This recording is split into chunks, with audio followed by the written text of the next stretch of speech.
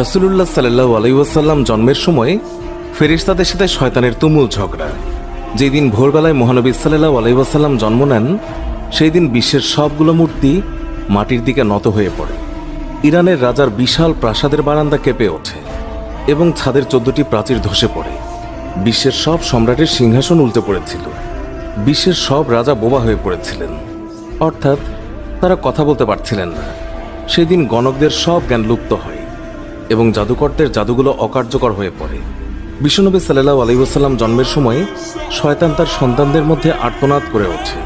ফলে সবগুলো শয়তান তার কাছে এসে বলে, কেন এত পেরেশান বা উদ্বিগ্ন হয়েছ? সে বলল, কাল রাতে কি হয়েছিল? রাতের প্রথম থেকে এই পর্যন্ত দেখেছি যে আকাশ এবং জমিনের অবস্থা বদলে গেছে। ভূপৃষ্ঠে ঘটে গেছে এক বিরাট ঘটনা। ঈসা আলাইহিস সালাম ঊর্ধ্ব আকাশে চলে যাওয়ার পর আর কখনো এত বড় ঘটনা ঘটেনি।